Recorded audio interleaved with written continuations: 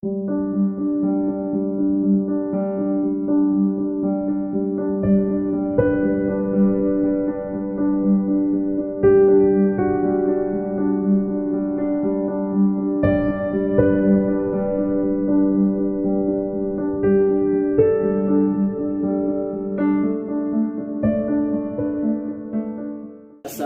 warahmatullahi wabarakatuh. Nama saya Juara, sekaligus saya sebagai siswa PPG Dalja 2022 di batch 1. Sekaligus saya di kesempatan hari ini akan melaksanakan UKIN yang mana akan dilaksanakan pada siswa kelas 1. Selamat menyaksikan. Assalamualaikum. Waalaikumsalam warahmatullahi wabarakatuh.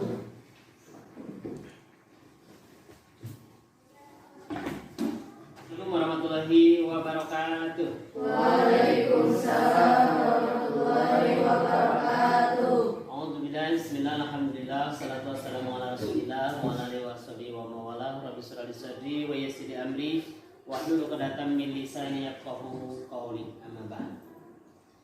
Alhamdulillah, kesempatan pagi hari ini kita bisa berkumpul, bermuajahah dan bersilaturahmi dalam rangka yaitu untuk melaksanakan kewajiban kita yaitu thalabul ilmi dan mencari ilmu.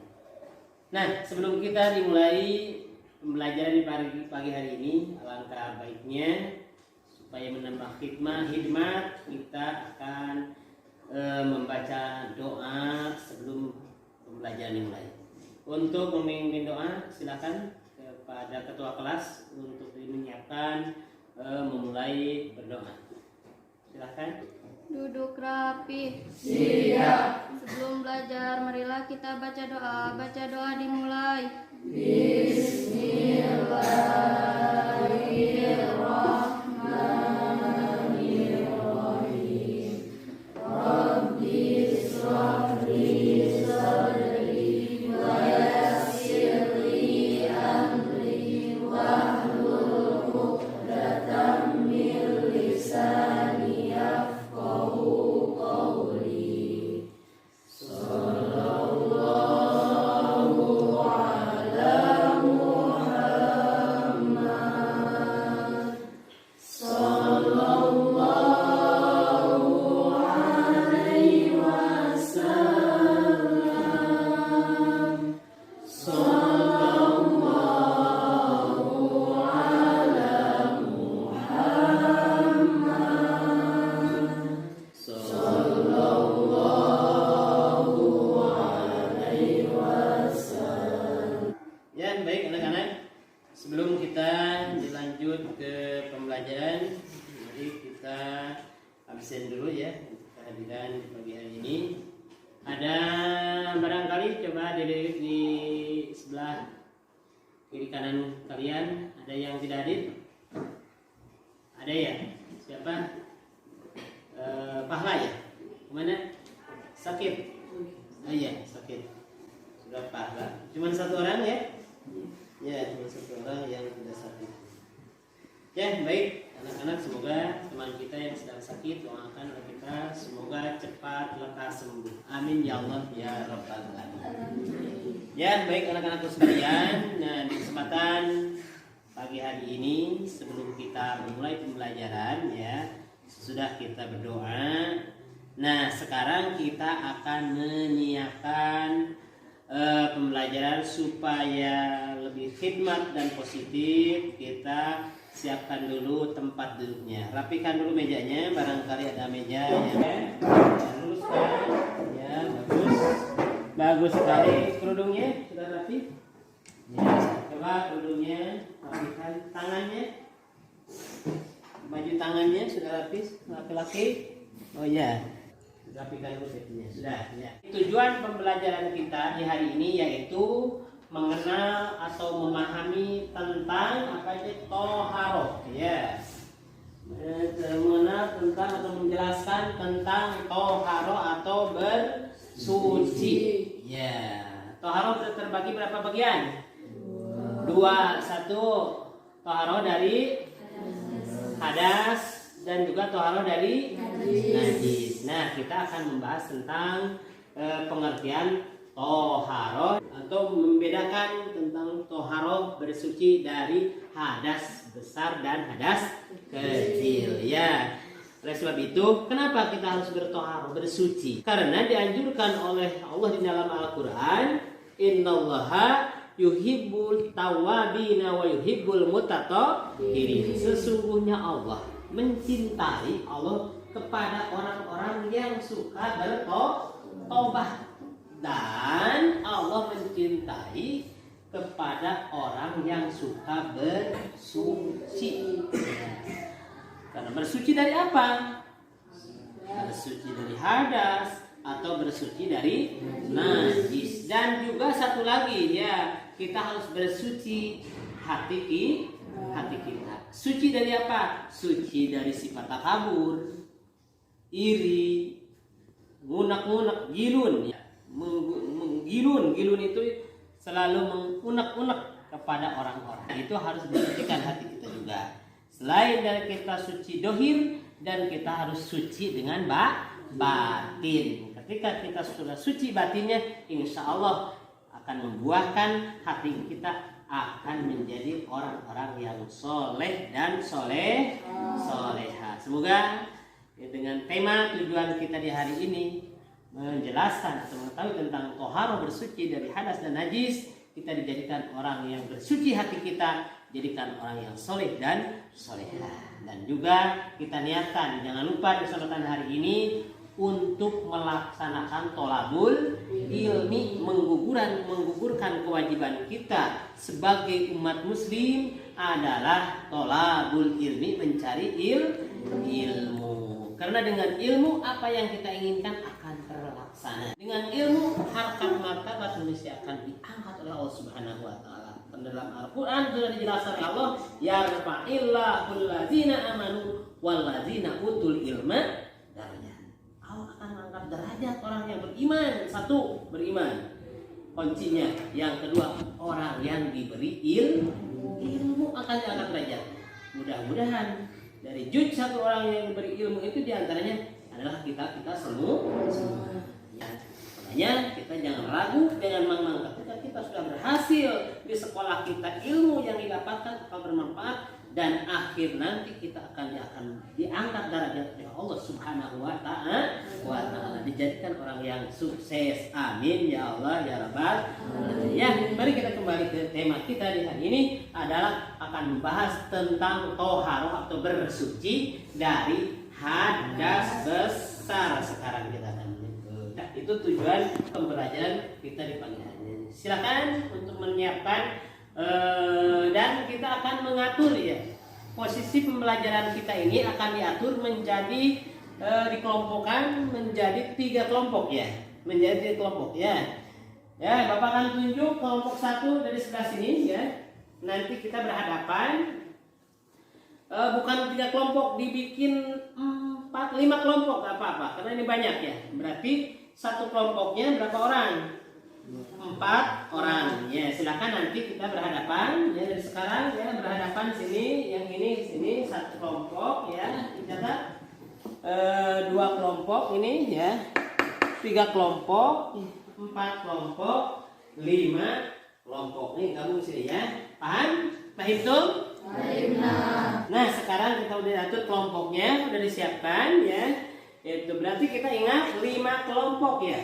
5 kelompok ya. Kelompok 1, kelompok 2, kelompok 3, kelompok 4, kelompok 5. Kelompok 4, kelompok 5 gitu ya.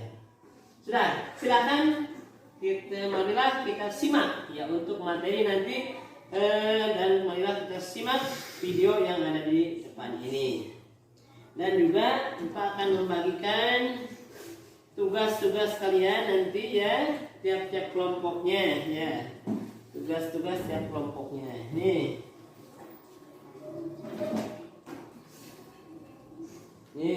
ya. Ini perwakilan dari kelompok yang lain ya. Nah, mari kita perhatikan ke dalam slide ya di depan. Kita perhatikan untuk menyimak video tentang toharoh dari hadas Hadas apa? Hadas besar. Ya. Toharo dari hadas besar. Belum takdir ya? Belum takdir. Barangkali ada yang sekilas yang tahu tentang sekilas toharo bersuci dari hadas besar. Apa saja di antara jenis-jenis hadas besar? Ada yang tahu? Hadas besar di antaranya yang menimbulkan hadas besar satu nipas, ada lagi melahirkan, betul, apalagi haid, betul, apalagi meninggal dunia, apalagi hadas junub, di antaranya ada lagi mimpi, jim, ma, atau saat berkeluarkan air sperma. Nah itu di antara jenis-jenis hadas besar. Pintar semuanya. Kalian sudah ada dasar semuanya untuk mengetahui hadas besar. Marilah kita bersama-sama melihat video tentang hadas besar. Kalian silahkan simak ya baik-baik untuk video pembelajarannya.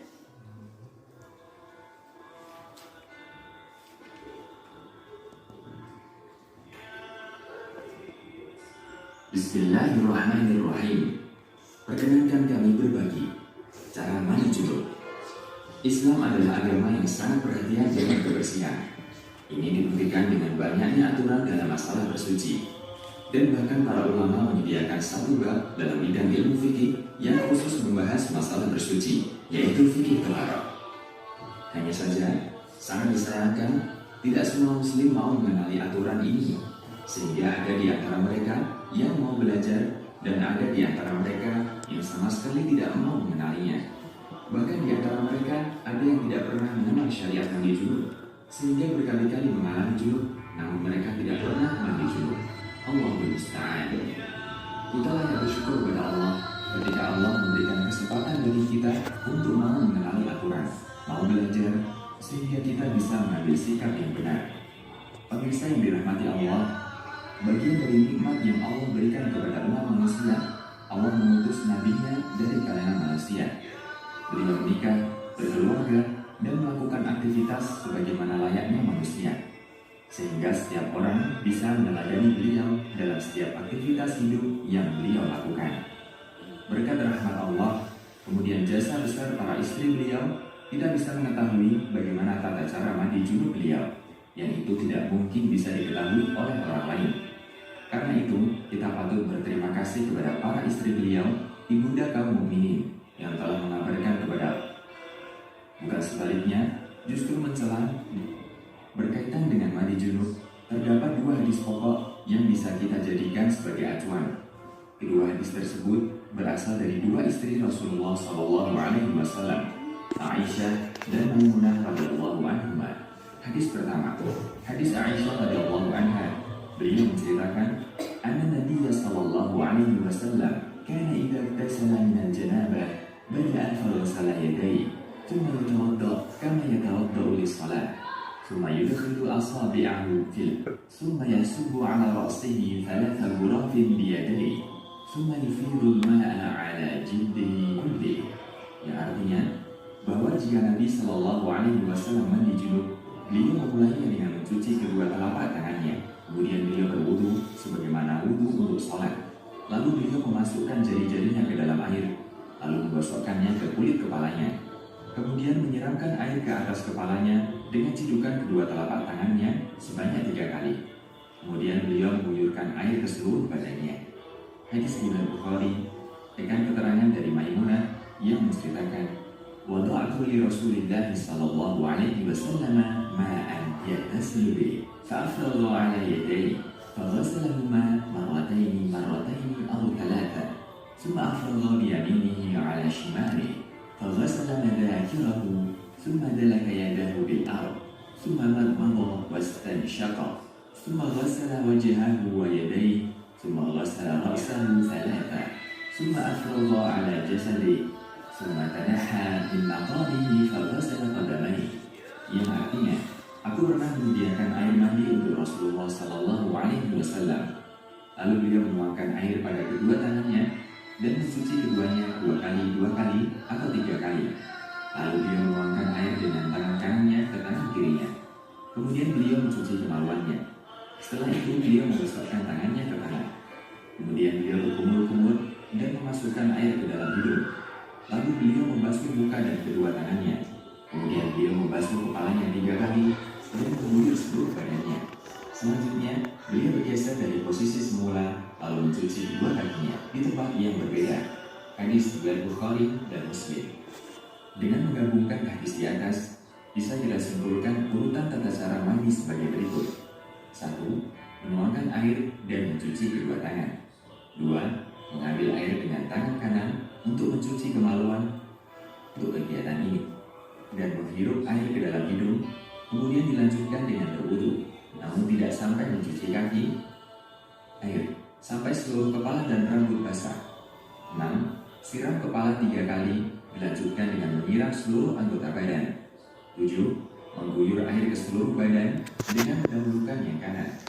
Dari Aisyah radhiyallahu anha, "Tayammunu fi tana'ulihi wa tarajjulihi wa tuhurihi wa fi sya'nihi kulli."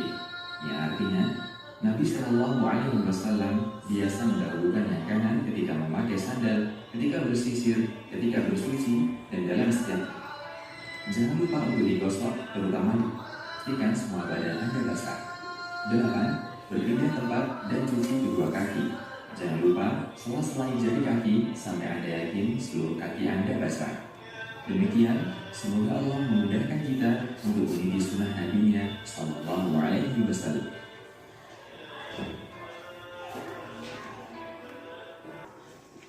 Baik anak-anakku sekalian, alhamdulillah kita sudah menyimak tentang video yang ada di slide barusan. Sekarang kita akan berdiskusi ya. Yang tadi kita sudah dibuat kelompoknya 5 kelompok, silakan untuk berhadapan ya. Berhadapan ke sebelah belakang ya. Silakan berhadapan ke sebelah belakangnya gitu. Ini digeser dulu sedikit. Digeser dulu sedikit. Nah, saling berhadapan ya. Ayo digeser. Supaya saling berhadapan. Ini yang digeser. Supaya saling berhadapan ya. Silakan untuk kelompok pertama ya, silakan catat tugasnya. Untuk kelompok pertama tugasnya adalah jelaskan larangan bagi orang yang lagi berhadas junub. Silakan untuk kelompok 1, jelaskan larangan bagi orang yang junub ya. Untuk tugas kelompok 2, silakan ditulis. Coba kalian ungkapkan beberapa perbedaan tentang membaca Al-Quran ya, tentang hukum membaca Al-Quran dan diam di dalam masjid. Bagaimana itu hukumnya ya kalau orang sedang berhadas besar? Silakan. Yang kelompok 3 tugasnya coba kalian jelaskan apa saja yang mewajibkan mandi besar ya. Apa saja yang mewajibkan mandi besar? Silakan. Yang kelompok yang lainnya juga sama. Yang kelompok 4 sama dengan kelompok 1 ya. Kelompok 4 mana? Ini. Yang kelompok 5 sama dengan kelompok 2 itu pertanyaannya. Silakan untuk berdiskusi ya. Dimulai dari sekarang. Barangkali ada yang belum paham silakan. Yang sulit apa saja? Ayo. Ya tentang pengertian. Apa tugasnya barusan? Berhadas junub. Sudah tahu sebenarnya? Iya. Kemudian kelompok 2 apa ada yang sulit? Ada yang sulit tidak? Apa tugasnya tadi? Oh iya, bagaimana hukumnya membaca Al-Quran dan diam di masjid itu dengan berhadas besar ya. Ayo berkomunikasi semuanya. Kelompok 3 apa tugasnya? Masih ingat? Masih ingat tugasnya apa? Bacakan tugasnya tadi apa? Iya, apa saja yang menyebabkan mandi besar dan mandi. Dan tadi udah tahu ya diantaranya. Oh iya, kan biasa saya sudah dewasa. Ya, udah punya pacar, kadang-kadang kita mimpi. Nah, inilah diantaranya ya. Gitu. Silakan kalian diskusi ya dengan aktif berkomunikasi dengan teman-teman saya. Silakan. Ya. Waktu berdiskusinya tinggal 2 menit. Mohon perhatian, ketika kita sudah berdiskusi nanti akan presentase ya. Presentase ke depan setiap perwakilan dari kelompok masing-masing sesuai dengan tema tugas kalian dan tugas diskusi dan sesuai tema yang kita telah simak tadi di dalam video pembelajaran. Ya, sudah. Tepuk tangan untuk semuanya. Ya. Silakan untuk kelompok berapa dulu? Mau kelompok 3 dulu? Silakan. Kelompok 5 dulu? Silakan. Kelompok berapa dulu? 1 dulu? Silakan. Sepakat? Kelompok berapa? Kelompok 1. Ya, silakan. Siapa yang akan ke depan presentasikannya? Ayo. Jangan buang-buang waktu ya. Ayo. Di depan kelas. Ayo.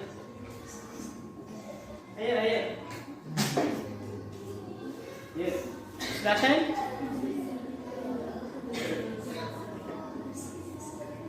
Ya, di sana ya.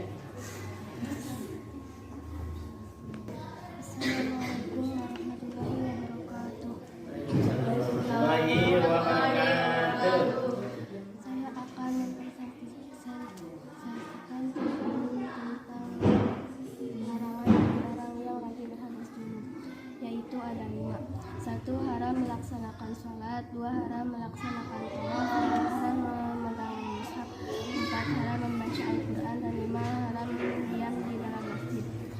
Sekian dari saya. Assalamualaikum warahmatullahi wabarakatuh. Ya. Lanjut dengan persentase dari kelompok 3 dulu. Ya, biar seru. Ya, silakan. Assalamualaikum warahmatullahi wabarakatuh. Waalaikumsalam warahmatullahi wabarakatuh. Perkenalkan, nama saya Usman Dimas Setiawan. Saya perwakilan dari kelompok 3. Dari asalnya karena mandi itu tempat yang suci, sedangkan orang yang punya hadas. Assalamualaikum warahmatullahi wabarakatuh. Waalaikumsalam warahmatullahi wabarakatuh. Saya dari kelompok 2 akan mengungkapkan tentang haram membaca Al-Quran dan diam di masjid bagi orang yang hadas besar. Alasannya karena orang yang berhadas besar haram diam di masjid karena masjid adalah tempat yang suci. Assalamualaikum warahmatullahi wabarakatuh. Saya di sini mewakili kelompok 2. Saya akan mengungkapkan tentang haram membaca Al-Quran dan diam di masjid bagi orang yang hadas besar. Orang yang berhadas besar haram diam di masjid karena masjid adalah tempat yang suci.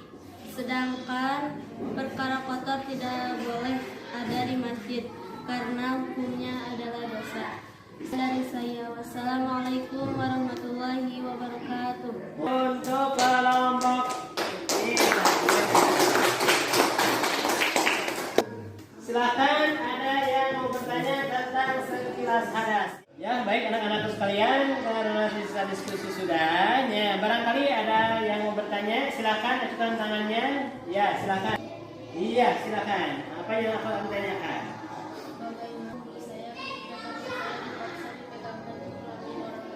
Ya, bagaimana hukum wudhu saya ketika tangan saya ditanggal oleh teman saya orang lain, dipegangkan karena kemaluannya, tidak ada yang menghalangi sama sekali. Ya, bagaimana hukum wudhu saya? Atau tidak? Ya, silakan kelompok berapa yang akan menjawab? Barangkali pertanyaan. Ya, kelompok 2 yang akan menjawab. Silakan. Bagaimana hukumnya? Adalah batal. Ya. Karena telapak tangannya memegang kelamin sendiri, memegang kelamin bayi, kelamin orang lain, itu hukumnya batal wudhunya kalau tidak ada yang menghalanginya. Iya, temukan jawaban dari kelompok 2. Ya, batal hukum wudunya kalau tidak ada yang menghalangi. Bagaimana kalau ada yang menghalangi? Kayak di luar di pegangannya, batal tidak? Tidak. Iya, pintar sekali. Ada lagi yang mau bertanya? Oh ada yang bertanya. Sudah kami menanyakan. Jika bersentuhan kelamin laki-laki dengan kelamin perempuan sudah balik tapi tidak masuk, apa termasuk hadas junub atau tidak? Iya ya. Bagaimana kata Pak Dandi itu bagaimana hukumnya ketika ada seseorang yang mengadakan atau menemukan dua alat kelamin ya, bertemu dua alat kelamin laki-laki dan perempuan tidak pakai halang, tidak pakai hijab, kayak laki-laki dan perempuan bersuami istri, dia main-main di kamar kelewatan celananya merosot, itunya kelaminnya bangun, akhirnya menyentuh itu kelamin perempuan, ya. Tidak ada halang sama sekali, tidak ada yang menghalangi. Bagaimana hukumnya itu? Junub atau tidak? Kalau secara logika kita ya tidak, karena tidak masuk ya. Tapi apa sih hukum yang sebetulnya? Silakan kelompok ulama yang menjawab. Oh ini, silakan. Siapa namanya? Alvira untuk menjawab dari udah mengonsep jawaban dari pertanyaan dari Pak Dandi itu. Silakan, bagaimana hukumnya? Junub atau tidak? Iya, silakan. Menurut ulama fuqaha itu hukumnya junub atau hadas besar karena sudah ada dalam kaidah ilmu fikih. Iya. Idal taqolitanani wajibal wasu. Artinya ketika bertemu alat kelamin dua laki-laki dan perempuan yang sudah balik, maka hukumnya wajib mandi junub. Iya, tepat sekali. Ya. Hukumnya menurut ulama fuqaha adalah junub walaupun tidak masuk ke lubang guanya itu ya. Tidak masuk itu hukumnya junub. Kenapa? Alasan dasar hukumnya itu dalam ulama fuqaha menjelaskan idza taqal hitanani wajibal ghusl. Ketika bertemu dua kelamin laki-laki dan perempuan tidak pakai hijab atau halang ya. Itu bertemu langsung sepitan duanya, maka hukumnya adalah junub, hadas besar, wajib melakukan mandi junub. Itu ya. Alhamdulillah sekarang sudah kita dievaluasi semuanya, hasil pembelajaran di pagi hari ini, hasil diskusi di pagi hari ini, sangat antusias sekali, sangat pintar sekali untuk menyimak materi tema hadas besar di siang hari ini. Intinya ya dari pembelajaran di siang hari ini tentang mengetahui hadas besar ini, kita sebagai umat muslim yang diatur oleh kehidupan kita oleh syariah, makanya kita harus mengetahui hadas besar itu seperti apa saja jenis-jenis hadas besar ya, dan juga bagaimana mensucikannya dari hadas besar, yaitu melaksanakan apa? Mandi besar, yaitu mandi rukunnya ada dua. Satu, dua, menyurambahi badan dengan air, seluruh badan dengan air. Itunya, makanya semoga kita bisa melaksanakan, mengamalkan di kehidupan kita sehari-hari. Adalah ini salah satu kewajiban umat muslim untuk melaksanakan sahnya ibadah kepada Allah Subhanahu wa taala. Semoga kita dijadikan anak yang soleh dan solihah. Itu dari tema yang telah dipelajari hari ini. Intinya itu seperti itu. Semoga kita mendapatkan ridho dan maghfirah dari Allah Subhanahu wa taala. Itulah simpulan dari materi yang kita pelajari di hari ini, dan alhamdulillah, dan mari kita berdoa ya sebelum kita nanti pulang, berdoa dulu supaya pembelajaran di hari ini kita mendapatkan keberkahan dari Allah Subhanahu wa taala. Amin ya Allah ya Rabbal. Mohon maaf bila ada kesalahan ya, betulnya semata-mata taufik dari Allah Subhanahu wa taala, dan salahnya semata-mata semuanya ya. Bila itu bismillah. Mari kita sebelum ditutup dengan salam, mari kita bersama-sama mengucapkan Alhamdulillahirabbil alamin. Jangan lupa sebelum pulang kita baca doa dulu dan siapkan tempat duduknya yang rapi. untuk pembelajaran selanjutnya. Sampahnya berapikan, ya kan? Billahi taufiq wal hidayah. Wassalamualaikum warahmatullahi wabarakatuh. Silakan untuk membina oleh KM yang lagi. Ya. Duduk rapi. Sebelum pulang, marilah kita baca doa. Baca doa dimulai.